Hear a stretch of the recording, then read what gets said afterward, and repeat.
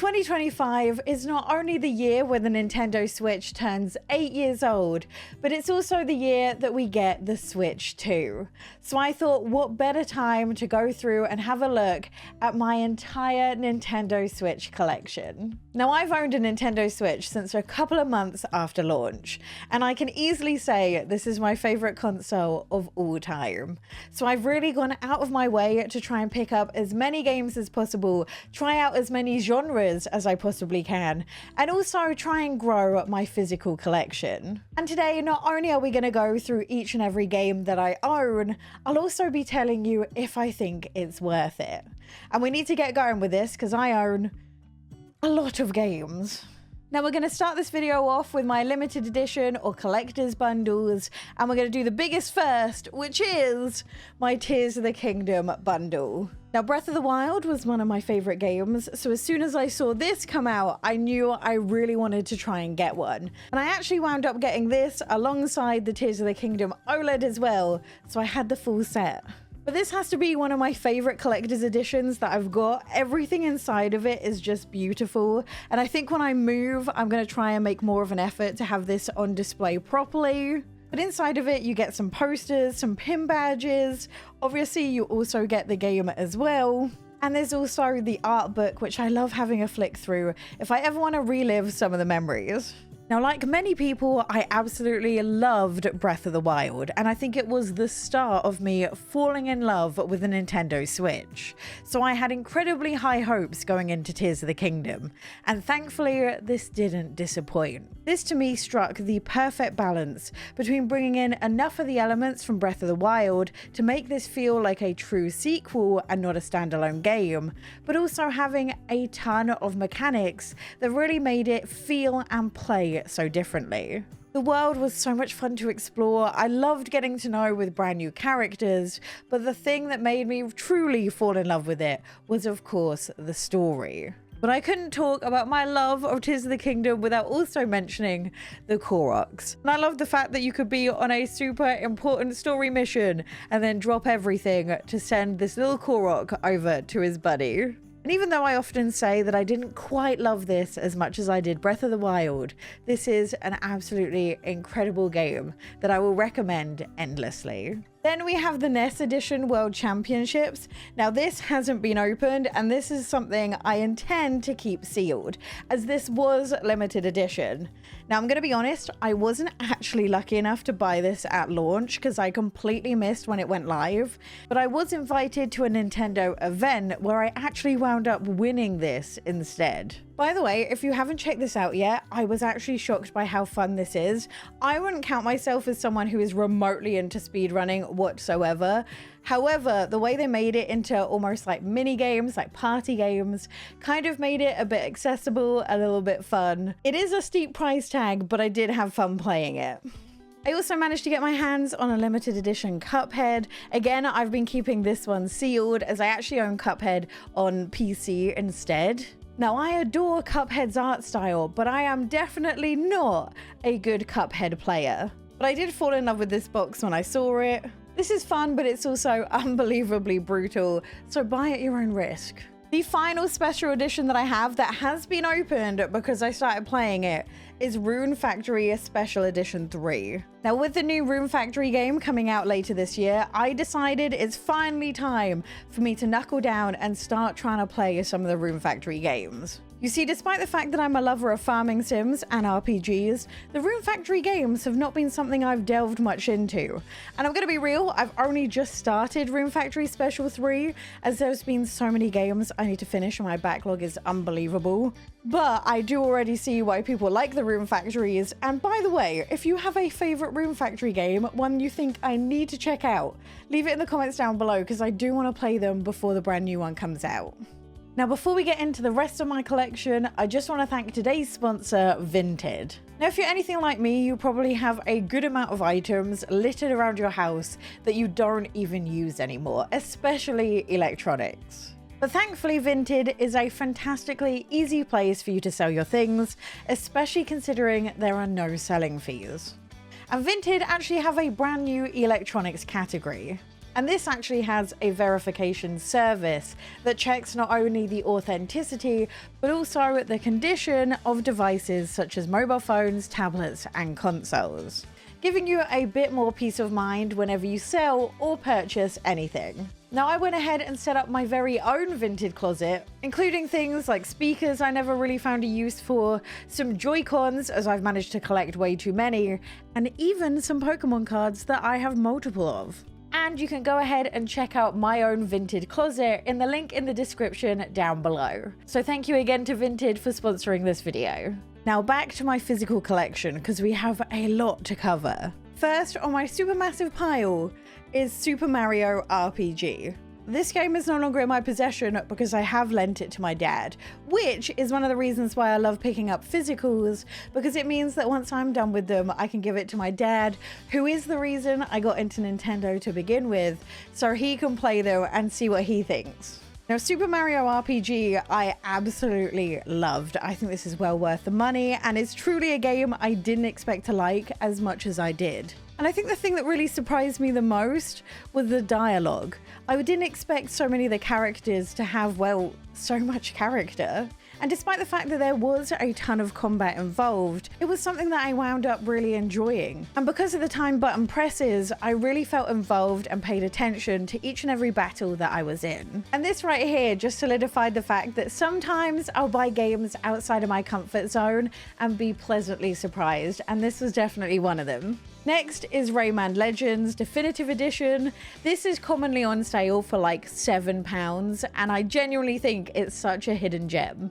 Now, I'm a little bit biased about this because I have fantastic memories of playing this on the Wii U. This was a game me and my dad played together all the time. Whenever I came back from university, it'd be the thing we'd turn on and play together. This is just a really fun platformer, and you can play it up to 4-player as well, which just adds a little bit more to it. But the thing that surprised me about Rayman Legends is how much variety there is to its platforming. Because not only do each of the levels have difficulty scores attributed to them, telling you how hard the platforming is going to be, there's different styles of level as well. With there not only being your usual, more traditional platforming elements, there's also puzzle solving, music levels where you need to jump and hit in time to the music, and the fact that every single level is chock full of surprises and hidden elements for you to try and find, especially if you're a completionist. And then add on the fact that this has mini games as well. For £7, you get so much value for money. If you ever see it on sale, it's well worth picking up, be it the Switch or Switch 2, so it can live on for another console. Then we have another code, Recollection. I really wanted to love this game, but I just never picked it up. Every time I thought about playing it, I could find 6 other games I'd rather play than this. It had some really nice elements to it, like the puzzle solving. The story was really solid, and I enjoyed that aspect, and the fact that it was fully voice acted. I think my issue is this gave a Professor Layton feel without being a Professor Layton game, and it just made me want to play Professor Layton. You do get 2 games for the price of 1 in this. However, for me personally, I don't think it was worth at least full price. If you find it on sale and you love puzzle games with a good narrative, this might be up your street, but for me it's like, Then we have Harvest Moon, Winds of Anthos. I love the fact that they were way more ambitious with a Harvest Moon game. However, for this one in particular, they went for size over substance. They kind of went for an open world feel farming sim. But the issue is, whenever you went to run through the open world to get to each of the different towns, instead of it giving Breath of the Wild, where you'd want to run off and explore different areas and constantly get distracted by things you see, instead the world was just kind of empty and bland. Add on the fact that you couldn't jump, making traversing the land a little bit annoying at times, and you got something which I kind of wished was just a little bit smaller. The towns themselves were a lot of fun to run around, and I did enjoy those aspects, and they did level up the farming sim mechanics from previous games a noticeable amount. I feel like this is the start of something new for Harvest Moon, but because it's their first go at it, it's not perfect. However, I do really look forward to what they're gonna do next so they can build upon this idea and give us a little bit more. Then we have Nintendo Switch Sports. Now, I've talked about this being a regret of mine, and I still stand by it. It's not necessarily that this is a bad game, it's just that it doesn't have the magic that Switch Sports did. And I know a whole reason for that is the fact that I don't live at home anymore. I don't have a whole lot of people to play this with each and every day. But I also think a small aspect of why this doesn't hit the same is they just didn't utilize the Joy-Cons to their full capability. I feel like Joy-Cons have advanced so much from what we saw with the Wii and the Wii remotes. But I don't know if it's nostalgia making me think that Wii Sports was better than it was. I feel like this just wasn't leveled up the way I hoped it would be. Then we have Super Mario Party Jamboree. This, to me, I think is my favorite Mario Party game of all time. This has the best parts of all the previous Mario Parties, all put into one package. And if they can patch the fact that sometimes when you're playing this in online multiplayer, there's some serious lag to it, this would definitely be one of my favorite Switch games to play when I'm with other people. Mario Party games just have this little bit of magic that I don't think any other multiplayer game has ever captured. And that's the fact that you can have fun regardless of how good you are at it. Mario Party is a game you can bring out for gamers and non-gamers alike, and everyone's going to have a blast. And the fact that you can never predict who's going to win is what makes this so much fun and so great for everyone to play. And this is in fact the only game which my mum will play with the entire family. Everything else is off limits. Next up is My Time at Sandrock. This is one of those games that shouldn't have released on the Nintendo Switch when it did, but they did put the work in to make it a half-decent Switch port in the end. If you saw my first review on this, you'll know that I was very critical of how this ran on the Nintendo Switch. Not only was it released on the console without being the completed version of the game, it was also released in a pretty shocking state. The frame rate was bad, things would pop in and out on the camera all the time, and it made it incredibly difficult to play, let alone enjoy. Now, since then, they have put in a lot of work to try and patch it and make it a little better. And at least now the finished game is on the Nintendo Switch. And although it's not perfect, it is a lot better. And My Time at Sandrock is a pretty fun, I was going to say farming sim, but really it's a life sim where you can do elements of farming if you want to. I think the thing that really makes this game stand out is the fact that you have like a 60+ hour story that's fully voice acted and a pretty engrossing story as it is. It's not a game that I get to recommend often, but especially if you can pick it up on sale, it is pretty good value for money by how many hours you can get out of this. Next up is Dragon Quest Builders 2, which I actually got on sale at CES, so it's secondhand. This game does not get nearly enough love. It's kind of like Minecraft if Minecraft had a story to it, or at least a more obvious story to it. As this is a block building RPG, so it will see you battle, explore, build, and even tend to your very own farm, all alongside not only helping the villagers, but also trying to save the world. And even after you finish the story, there's still plenty to do. This is, after all, a building sandbox game, so you can go off, much like Minecraft, and build whatever structure you want and make the best base there is. This, especially for the price I got it, is such a good game, and I can't recommend it enough. Next up is Pikmin 4. Now, I really like Pikmin 4. But this is my dad's favorite Switch game of all time. He is absolutely obsessed with Pikmin, and he feels as though this is just the best of the best. Now, I kind of avoided Pikmin games because watching my dad play them when I was younger, it seemed like the most stressful thing imaginable. I got emotionally attached to all of the Pikmin, and I wasn't sure I was cut out for sending off these Pikmin into battle. However, I did give Pikmin 4 a go, and I understand the hype. I fell in love with it. Although there are aspects of it that is stressful, like the time management and making sure you make it back to your ship before nightfall, there's lots of mechanics in the game that kind of make this a bit less stressful than maybe I used to think it felt. And I began to feel a little bit like Lord Farquaad because after a while, I wasn't so emotionally attached to the Pikmin, you know. Some of you may fall, but that's a sacrifice I'm willing to make. This is one of the best Nintendo Switch games that there is. If you haven't picked it up yet, it's worth the money. And if you can find it on sale, That's even better. Next up, we have Octopath Traveler 2. This to me is thoroughly underrated. I really enjoyed the first Octopath Traveler and thought it was a really solid RPG, and it just so happened to look absolutely beautiful on the Nintendo Switch as well. But when Octopath Traveler 2 came out, I realized just how much better this was than the first one. And to me, this has to be easily in the top 10 RPGs you can pick up on the Switch. You see, Octopath Traveler 2 took all of the best elements from the first game and made them even better. Each of the 8 characters that you get to play have fantastic stories that go alongside of them, and it made me so excited to not only meet all of the characters, but progress each of their individual stories as well.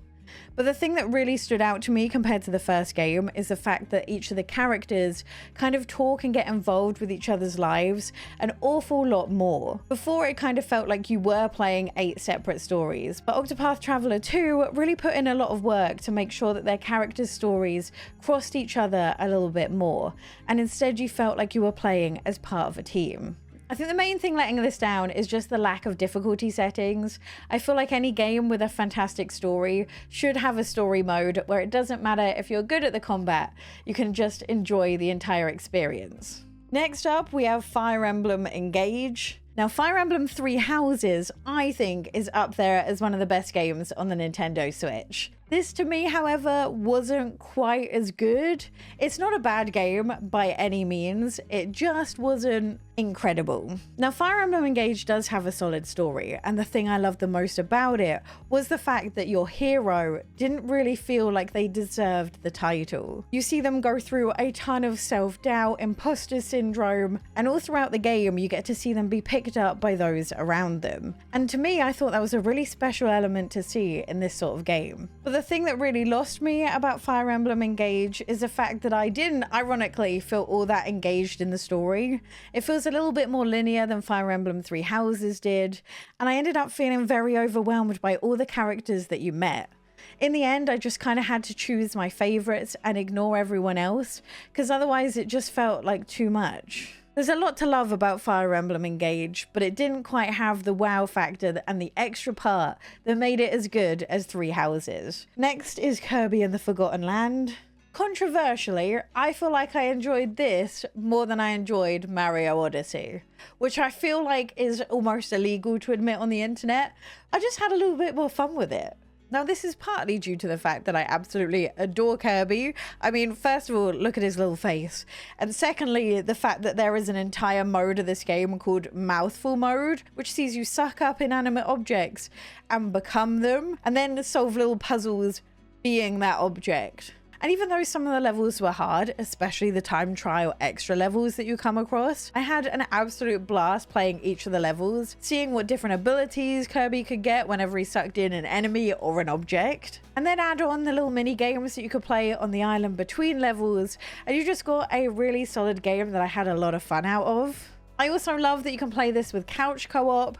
I know it's not a full co-op experience as both of you don't have the same abilities, but in a time where couch co-op is becoming something we see less and less, I do like the fact that they still included it. Next up, we have Skyward Sword. I really need to knuckle down and finish this. I keep on trying to, and then I get distracted, and then I don't. This is probably, story-wise, one of the most important Zeldas to play, considering this is, first in the chronological timeline of Zelda, and explains a lot of the things that we see in all the subsequent Zeldas. I just haven't got around to finishing it yet. It has a very different vibe to all of the Zeldas that I've played so far, which is not necessarily a bad thing. I just sincerely hope we see way more remasters on the Switch too. I need to see Twilight Princess again. I would love to see Ocarina of Time look a little bit more like this. I would die for it. So fingers crossed 2025 is the year we see another remake. Next up is Ring Fit Adventure, which everyone has the physical of because there is no other way to buy it. If you want to get fit, this is genuinely actually a workout, unlike Wii Fit, which was like just stepping up and down on a step that was like 2 centimeters above the carpet. And then it was wildly insulting to you all the time as well. But unlike that, this is an actual workout. So I do recommend if you're trying to get fit at home. The main issue with purchasing this is actually trying to store the ring. It is so big and it doesn't fit in any of my cupboards and it's so annoying to have, but it is worth it. Next up is Fae Farm. Me and Fae Farm have a complicated relationship. I personally had a lot of fun with Fae Farm, or at least the base game, as this mechanically was probably one of the best farming sims I've played, in that the controls were pretty easy to get to grips with and felt pretty intuitive and didn't feel clunky, and that extended to even the combat, as there is a lot of farming sims that I played that whilst I enjoy the farming sim mechanics, the combat is just a little bit frustrating. Yeah, Stardew Valley, I'm looking at you. And to me, even the fact that the NPCs were a little bit bland didn't really deter me from enjoying this. I don't typically seek out relationships in farming sims. It's not all that important to me. So there was a lot of stuff that I enjoyed in Fae Farm. And on PC, I'd probably still say I recommend the game, especially if you get it on sale. There are, however, a few big issues with it. First of all, on the Nintendo Switch, the game was full AAA Nintendo Switch price. And the reason why they charged so much is they forced you to buy all of the DLCs that came with it. The issue is they laid off their development team before all of the DLC had been finished. And that therefore meant that the DLC was utterly not worth the price. And we had all been forced to buy the DLC with the game on the Nintendo Switch. And it's such a shame because I kept on saying that I thought Fae Farm had the potential to make the game even better and become a staple farming sim. They just never gave the developers a chance to do it. Which is why I mainly now just recommend this game when it's on sale on the Nintendo Switch, when it's a price closer to what it is on Steam, just to try and offset the DLC cost. Next, we have Astral Chain.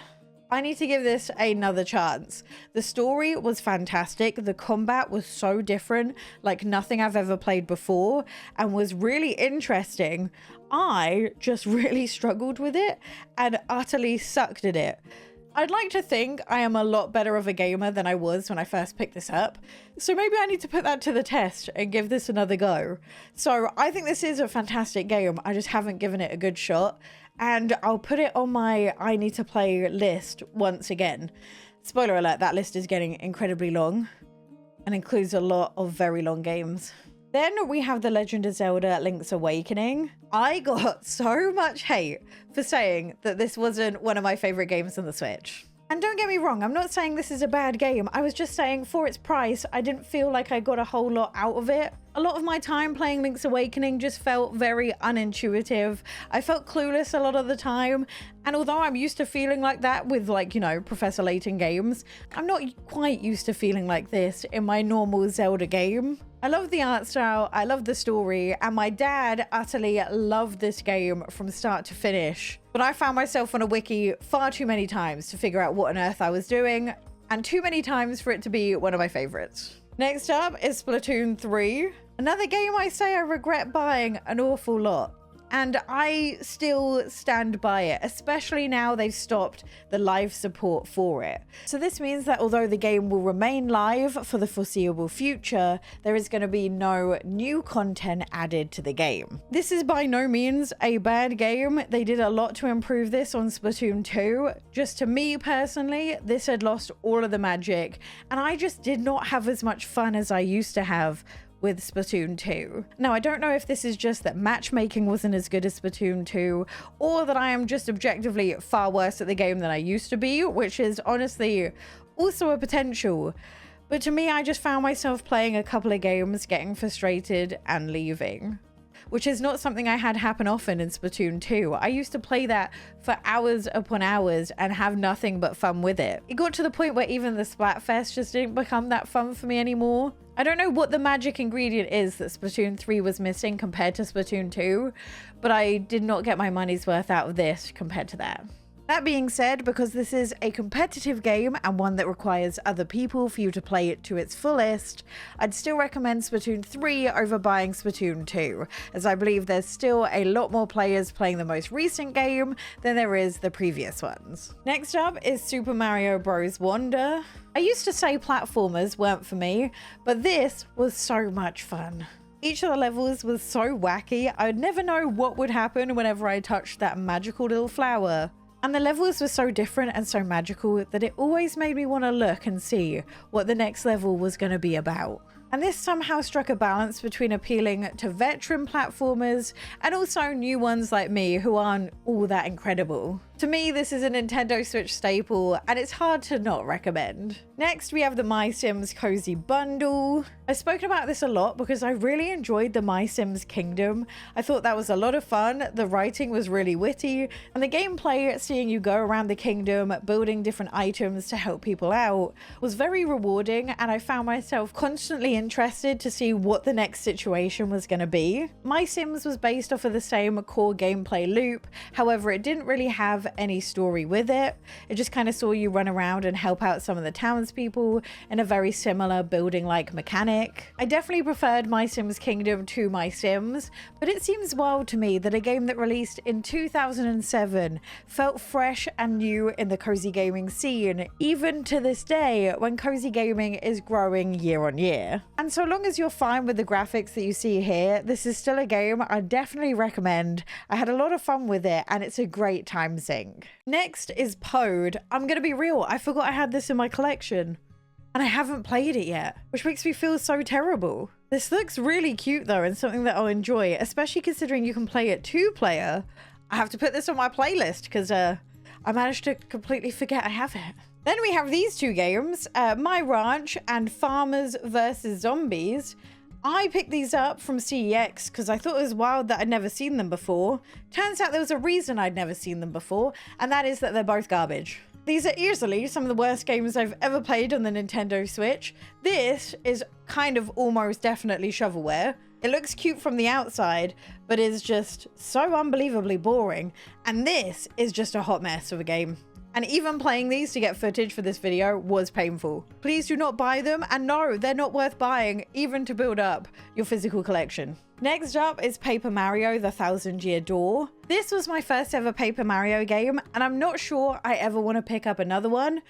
Not because this was bad, but because this was such a fantastic game. I can't imagine any other Paper Mario even living up to this. When people said they loved Paper Mario, I never really understood it. I saw the turn-based battles and thought that looks fun, but I'm not sure these games are for me. But after seeing the unbelievable hype there was when this got announced, I decided to pick it up, and I am so glad that I got swayed by peer pressure. Even if you put the combat elements aside, this has a fantastic story, and the writing for every character that you come across is absolutely incredible. And when I say that I felt like Mario and Luigi Brothership was missing something, that was the extra spark that made this Paper Mario an incredible game. This was a game that kept on surprising me because every time I thought I'd seen all the mechanics, they'd add something else into it to make it a little bit different. And I'm glad I could finally say I understand the hype about Paper Mario: A Thousand Year Door.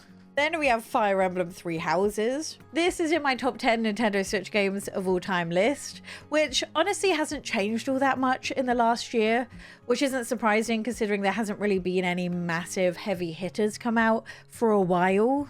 I loved every single aspect there was about this. The combat was a lot of fun. This was my first ever tactical RPG and it introduced the mechanics well. I got to grips with it and really enjoyed it, even playing in the normal game mode. I love the fact that you got to play as a school teacher and all of the life sim elements that they managed to put in between the battles.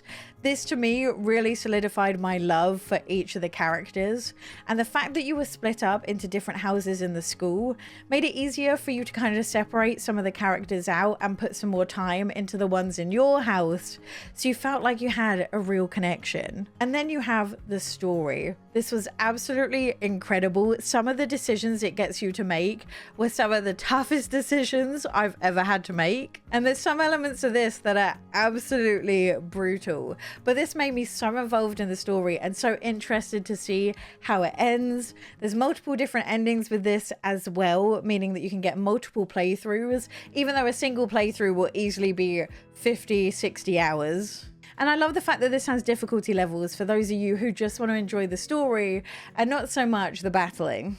Next up, we have Kirby Return to Dreamland. This wasn't my favorite game. I didn't find the platforming all that enjoyable. However, I will say my dad had an absolute blast playing this. He's such a sucker for platformers, honestly. So although I wouldn't personally say it's probably worth full price, on a sale, if you love a platformer, you're gonna have a blast with this. Then I have the first Octopath Traveler, which, as I said earlier, this is a really solid RPG, but it isn't as good as Octopath Traveler 2. You don't even have to have played this one to enjoy the second one. So unless you find this at a really big sale compared to the second one, just buy the second one. Next, I've got Luigi's Mansion 3, which is one of the few games I stole from my dad. He bought this one first, or maybe I bought it for him for his birthday.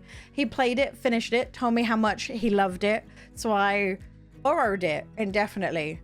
And I understand why he loved it. This has a ton of fun elements. It's got a good story. It's got Luigi being Luigi. It's got some combat, some puzzle solving, a little bit of scary moments in there thrown in. Luigi's Mansion 2, whilst being fun, didn't quite hit the same for me. And considering Nintendo decided to price them at the exact same price, despite one of them being a remake and one of them being an original game, I'd say go for Luigi's Mansion 3 over 2. I'd also go so far as to say I think Luigi's Mansion 3 is actually a staple on the Switch. It's just one of those games where I just had an absolute blast from start to finish, and the more I think about it, the more I have to recommend it. Then we have Breath of the Wild. Not only is this in my top 10 Nintendo Switch games of all time, this is probably actually in my top 3. I can't name many games that I'd play through multiple times from start to finish, but this was one of them. And sometimes when I have a game which I absolutely love, I actually really struggle to finish it. I just find myself not wanting my favorite games to end, so I'll do whatever I can to just not finish it. This just had everything I was looking for in a game and so much more. As not only did I have a lot of fun exploring the world and finding all of the secrets, I love the mix between combat and puzzles, and most of all, I absolutely loved the story. And the fact that there were proper cutscenes with voice acting just added an extra element that I felt has been missing from other Zelda games. And despite not playing this in a couple of years, this is a game that stuck with me throughout that time. This is another more recent purchase that I haven't really played much of, and that's Persona 5 Tactica. I don't have a lot to say. It was pricey though, so I need to see if it's worth the money. But I'll let you know when I've put some serious hours into it. I love the Persona franchise, one of my favorites, Persona 5 Reloaded being in my top 10 Switch games list. I find tactical games are a bit hit or miss for me, so I haven't really bitten the bullet and gotten around to playing this. Now that's all the games I've found the boxes for, but I actually keep all of my Nintendo Switch games in here, so there are a few that are missing their box. One of which is Animal Crossing. I don't think words can fully describe my love for Animal Crossing. This is a game that I completely adored. And during the pandemic, this was a game that absolutely saved me. This gave me a routine when I felt absolutely lost. And it's hard to describe just how much it meant to me that every day I went into the game and the villagers told me how happy they were to see me and how much fun they had whenever I was around. This was also the only way I could hang out with my friends. We'd sit in a voice chat for hours and hang out in each other's islands, wishing on shooting stars together, and even decorating different areas of our islands so we could come and visit and comment on how much we loved it. And Animal Crossing still, to this day, is one of my comfort games. And even at over 2,000 hours, which is what I'm sat at right now, I can still find myself logging in occasionally, checking in on my island. And one of the things I was really excited for when the Switch 2 was announced, and the fact that it was announced being backwards compatible, was the realization that this meant I could start a brand new Animal Crossing island on a different console. Then we have Pokemon Shield. Now, the way Pokemon works is basically my brother will text me which version of Pokemon he's buying, and then it's my job to buy the other one. Even though I'm the eldest sibling, I never really got the eldest sibling advantages. It was always down to him. Now, I have a lot of love for Pokemon Shield, even though the story wasn't my favorite, as this was the game that got me back into shiny hunting. And honestly, I think this was the reason I fully fell in love with it. So I already have some pretty decent hours in this. I love the fact that you could see the Pokemon in the wild areas, just out and about living their life. And this was really the precursor to the fully open world game that is Pokemon Scarlet and Violet.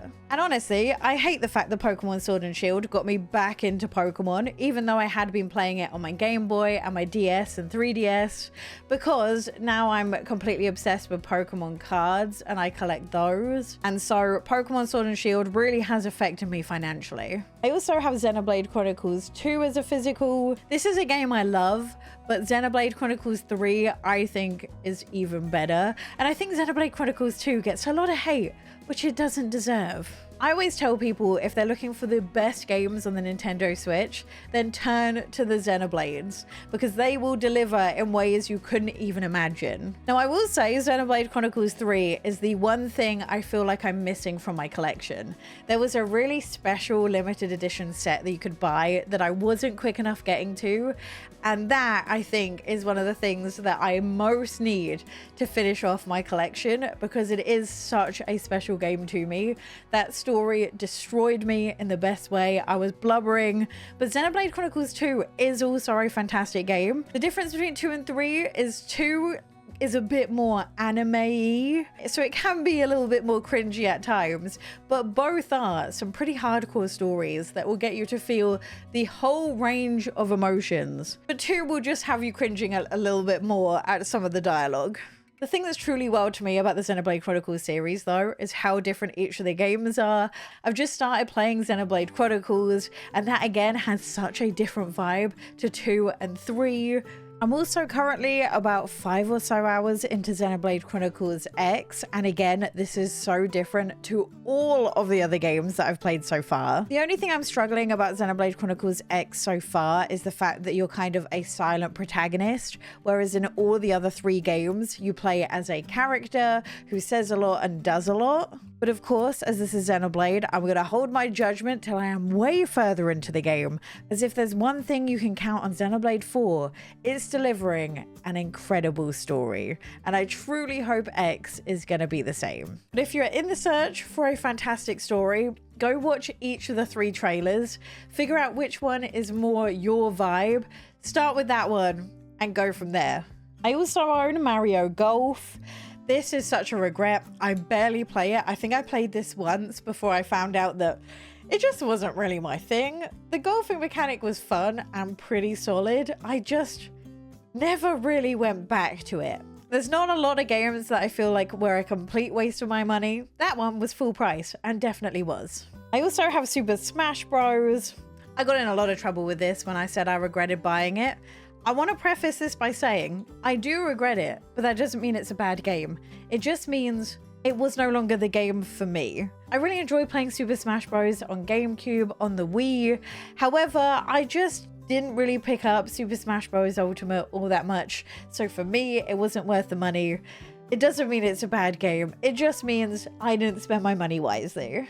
Next is YouTuber's Life 2. This is another game that's flown under a lot of people's radars, and it was actually, to me, a really fun game. This is kind of a life sim with a little bit of a difference, as instead of going around the town, romancing people, even farming or doing those sorts of things, instead you're trying to become a famous YouTuber/live streamer. And this will see you do everything your favorite YouTubers do. You wake up, you check the trends, you go out and buy the newest released console or game, you sit down and you record content and film, and you even get to attend the local conventions as well. But on top of all of this, there's also a really wacky story that sees you saving the world somewhere in between as well. The gameplay loop is a lot of fun, pretty rewarding as you see your videos get more views, you get more money to upgrade your gear, and even move to a bigger and better house to film more content in. I don't see why more people don't talk about it, especially considering it had a huge free update a year or so after release. And it's often on sale, so that's when I tend to recommend it the most. Next is the 51 Worldwide Games game. I actually think this is a little bit underrated, as I've spent a long time playing this with family and friends. Now, even though these are board games or games that you could easily play at home, the really nice thing about this is the way in which it tells you how to play. Now, if you're someone who's experienced in trying to play board games with other people, especially people who don't play as many board games as you do, you may know some of the most tedious parts of playing them is actually trying to explain to other people how to play. But with this, the rules and how to play are not only told to you, but also visually demonstrated. And this meant that after I kind of played a couple of the games that I knew about, I then went and played some games that I never heard of or I didn't know how to play because it was just so accessible. This also has a couple of more fun and traditional party games that you're used to seeing on the Switch, which is a lovely addition. And you can play this with up to 4 players in person or also online as well. This is one of those games that just comes out at Christmas time and commonly goes on sale, so I highly recommend it if you find it for a good price. The final physical game in my collection is WarioWare Get It Together. This was not the WarioWare that I knew or loved from the Wii generation, as this had no motion controls in it whatsoever. This was purely just using a controller traditionally to do each of the levels, which I didn't enjoy nearly as much as the old WarioWare that got you to do wild things with the motion controls. This burnt me so bad, I didn't actually play the brand new WarioWare game, which I have heard does use motion controls, but that one to me was a complete waste of time. So that's my physical done. Time to just delve a little bit into my digital collection. Now, one of the biggest things the Nintendo Switch did for me is between some of the bigger launches when I was looking to buy some more games to fill my time, I started diving into indie games for the very first time. And this is when I discovered my love for them. The main issue though with being a collector and falling in love with indie games is the fact that a vast majority of them will never come out physically. And despite the fact that I have been on the lookout for some of my favorite indie games on the Switch as physicals, a large bunch of them were either limited time releases or now way too expensive to even consider. But as you can see, this is just touching the surface of some of the games that I have digitally. But I think given the length of this video, we'll go through my digital collection in a whole separate video dedicated to that because there are so many games to go through. But that's it. You've got to see a glimpse of my 100+ game collection that I currently have right now, both physical and digital. And if you want to see me rank every single Nintendo Switch game I played in 2024, click this video here.